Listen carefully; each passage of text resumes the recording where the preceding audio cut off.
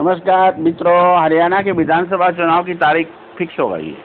कांग्रेस के तरफ से भूपेंद्र हुड्डा जो पूर्व में मुख्यमंत्री रहे हैं वो ही अपनी दावेदारी ठोक रहे हैं और एक प्रकार से ज़्यादातर टिकटधारी जिनको टिकट मिली है कांग्रेस की तरफ से वो भूपेंद्र हुड्डा ग्रुप के ही माने जाते हैं और गिने चुने लोग कुमारी शैलजा और इस प्रकार से इंडिपेंडेंट मतलब सपोर्टर्स है। तो देखा जाए तो कांग्रेस में भूपेंद्र हुड्डा ही हरियाणा का कांग्रेस का मुख्यमंत्री पद का चेहरा है और पूरा चुनाव उन्हीं के आसपास लड़ा जा रहा है। लेकिन सबसे बड़ी महत्वपूर्ण बात यह है कि कांग्रेस अपनी गलतियों से लगातार चुनाव हारने के बाद भी कुछ सीख नहीं पाती। हरियाणा में भूपेंद्र हुड्डा की सरकार को भाजपा की सरकार ने बड़े आसानी से हरा दिया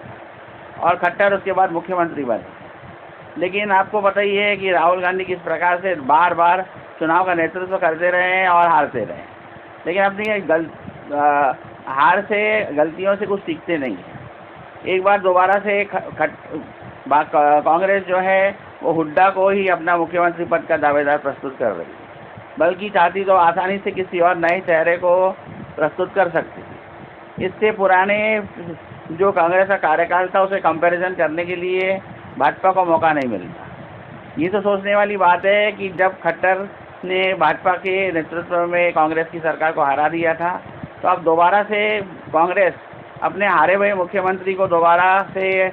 क्यों लाना चाहती है और उसे मुख्यमंत्री के रूप में क्यों प्रोजेक्ट कर रही है, जबकि कुमारी शैलजा के अलावा कई और नेता हैं जो पार्टी में काफ़ी वरिष्ठ है और उन्हें मुख्यमंत्री पद का दावेदार के रूप में प्रस्तुत किया जा सकता है। लेकिन कांग्रेस अपनी गलतियों से सीखती नहीं है और इसी कारण से बार बार चुनाव हारती रहती है।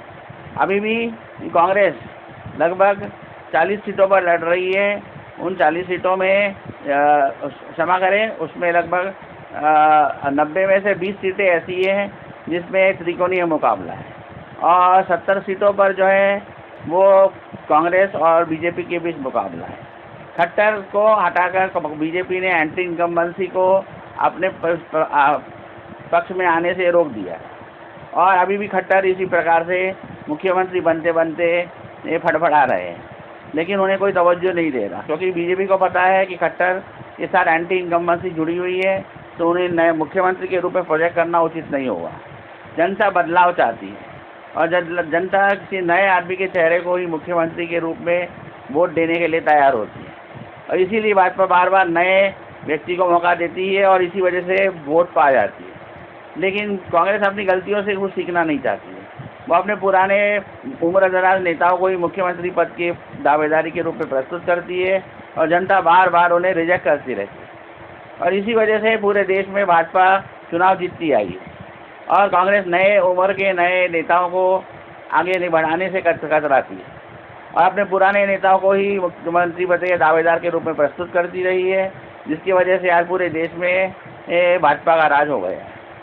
और इसके लिए पूर्ण तरह से कांग्रेस ही जिम्मेवार है। कांग्रेस अपनी नई युवा पीढ़ी को आगे लाने से कतराती है। ऐन समय में अशोक तंवर जो दल बदलू है, जो एक समय कांग्रेस में थे और फिर भाजपा में थे, उन्हें दोबारा से अपने पार्टी में शामिल करके कांग्रेस ने साफ संकेत दे दिया है कि वो चुनाव को लेकर पूरे विश्वस्त नहीं है और उसे लग रहा है कि अभी भी भाजपा के मुकाबले उसके पक्ष कमज़ोर है। तो देखा जाए तो 20 सीटों को छोड़कर बची हुई जो सीटें हैं उसमें दो पक्षीय मुकाबला है और निर्दलियों के हवाले ही सरकार रहने की संभावना बन रही है और ऐसी परिस्थिति में फिर से भाजपा सरकार बैकडोर से बनने की पूरी संभावना है, क्योंकि कांग्रेस कभी भी ये साफ नहीं कर पाई है कि वो भाजपा के साथ अकेले लड़ने में सक्षम है और अपने पुराने नेतृत्व को ही आगे करती आई है। जनता पुराने नेतृत्व को दोबारा से चुनने के पक्ष में नहीं है, उन्हें बदलाव चाहिए और बदलाव अनजान व्यक्ति के लिए भी हो सकता है